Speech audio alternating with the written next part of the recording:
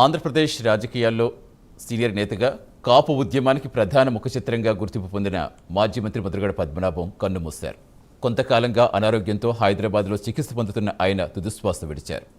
తెలుగుదేశం, కాంగ్రెస్ పార్టీలో కీలక బాధ్యత నిర్వహించారు ముద్రగడ.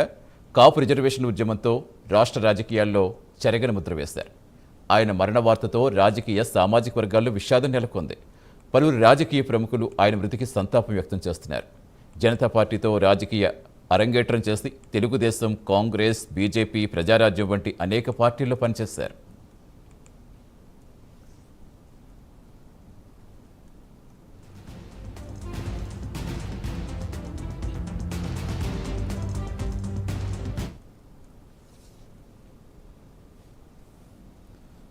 ముద్రగడ పద్మనాభం యొక్క లేరు అనే వార్త అయితే ఆయన అభిమానులనే కాదు, అటు రాజకీయాల్లో ముఖ్యంగా ఉమ్మడి తూర్పుగోదావరి జిల్లా వాసులు. ఎందుకంటే ఆయనతో చాలా అనుబంధం ఉంటుంది. ఆయన ముద్ర రాష్ట్రాలకు అతీతంగా ఉన్నప్పటికీ అక్కడ మాత్రం ప్రజలతో ఉండే అనుబంధం ఆయనకి డెఫినెట్గా ఉంటుంది. ప్రస్తుతం అక్కడ పరిస్థితి అందించేందుకు మా కరెస్పాండెంట్ కామేశ్వరరావు ఎవరు చేస్తున్నారు. కామేశ్వరరావు, ఎందుకంటే మనం చెప్పుకున్నట్టుగా ఎలాగైనా సరే ఆయన మళ్ళీ తిరిగి వస్తారని చాలా ఆసక్తి ఎదురు చూస్తారు, ప్రత్యేక పూజలు చేస్తారు, ప్రార్థనలు చేస్తారు. బట్ దురదృష్టవశాత్తు ఆయన లేరు అనే వార్త ఇప్పుడు చాలామందికి జీర్ణించుకోలేకుండా ఉంది.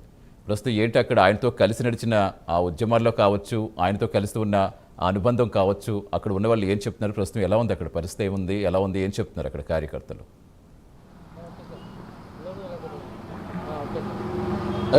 సతీష్, ఇప్పుడు చూసుకుంటే కనుక కాకినాడలో ఒక దీర్ఘకాలిక పొలిటీషియన్ మరి కొద్దిసేపటి కింద అయితే అస్తమించారని చెప్పచ్చు. ఆయన ఇంచుమించుగా ఆయన పరిచయం అవసరం లేని వ్యక్తిగా జిల్లాలోనే కాదు రాష్ట్ర వ్యాప్తంగా కూడా ఆయన అయితే చెప్పుకొస్తారు. ముద్రగడ పద్మనాభం అంటేనే కాపు ఉద్యమానికి పురుడు పోసిన వ్యక్తి అని చెప్పేసి కాకినాడ జిల్లాతో పాటు రాష్ట్ర వ్యాప్తంగా కూడా మొత్తం ఆయన్ని పలువురు అభివర్ణిస్తుంటారు. మరి కొద్దిసేపటి కింద ముద్రగడ పద్మనాభం కాకినాడ హైదరాబాద్ సింధు హాస్పిటల్లో ఇంచుమించుగా సాయంత్రం 6:45కి అయితే మాత్రం తుదిశ్వాస విడిచారు. దానికి సంబంధించి అయితే మాత్రం ఇప్పటికే మొత్తం కాకినాడ జిల్లా వ్యాప్తంగా, రాష్ట్ర వ్యాప్తంగా, ఆంధ్రప్రదేశ్ రాష్ట్ర వ్యాప్తంగా ముద్రగడ అభిమానులందరూ కూడా శోక సముద్రంలో మునిగిపోయారని చెప్పొచ్చు. దానికి సంబంధించి ముద్రగడ పద్మనాభం కాపు ఉద్యమానికి అయితే మాత్రం ఒక ఐకాన్గా అయితే మాత్రం నిలుచున్నారు. దానికి సంబంధించి గతంలో కూడా అనేక మార్లు ముద్రగడ పద్మనాభం కాపు ఉద్యమం నేతగానే కాదు, కాపు సమస్యల మీద అనేక పోరాటాలు, కాపుల్ని బీసీలో చేర్చాలని చెప్పి కాపు రిజర్వేషన్ మీద అయితే మాత్రం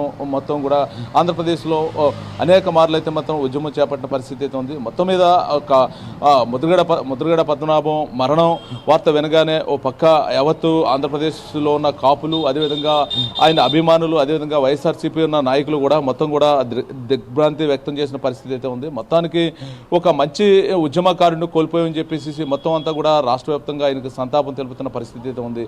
మొత్తం మీద ఆయన ఇంచుమించుగా ఎన్టీఆర్ పార్టీ పెట్టిన నాటి కాలంలో అయితే మాత్రం టీడీపీలో జాయిన్ అయ్యారు. అప్పటి నుంచి కూడా పలుమార్లు ఇంచుమించుగా ఎమ్మెల్యేగా గెలుపొందారు. అనంతరం కూడా మంత్రిగా చేశారు. అనంతరం కూడా ఎంపీగా కూడా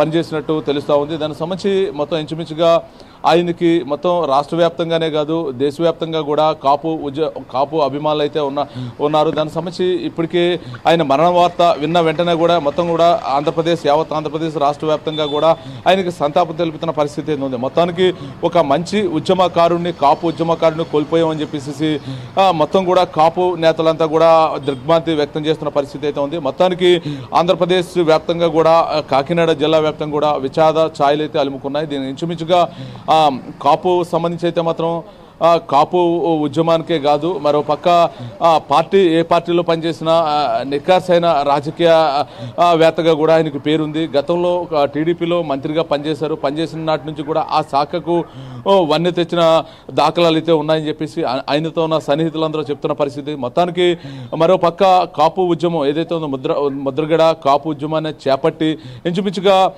మొత్తం ఒక 2 దశాబ్దాల పాటు కాపు ఉద్యమాన్ని అయితే నడిపించారు. తర్వాత తన ఆరోగ్య పరిస్థితి బాగోలేదు, కాపు ఉద్యమంలో ఆరోగ్యపరంగా కూడా నష్టపోయని చెప్పి ఉద్యోగం మొత్తం కూడా దీని నుంచి తప్పుకుంటున్నాను ఉద్యమం నుంచి అని చెప్పేసి ఒక లేఖనైతే రిలీజ్ చేసి ఉద్యమం నుంచి పక్కెళ్లారు.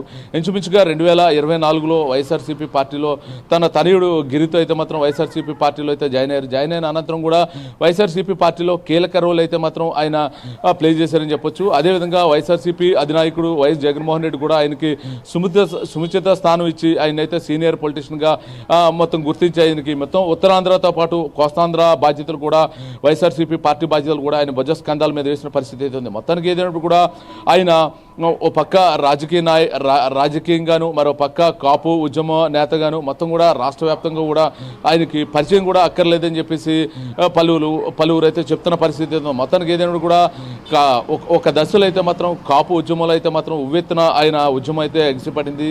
అదే తరుణంలో ఆయనకి ఏదైతే ఉందో ఇంచుమించుగా ఆయన కాపుకి 10% రిజర్వేషన్ కామేశ్వరరావు ప్రస్తుతం అందుబాటులో ఉండి మనతో పాటు కొత్తపల్లి సుబ్బారెడ్డి గారు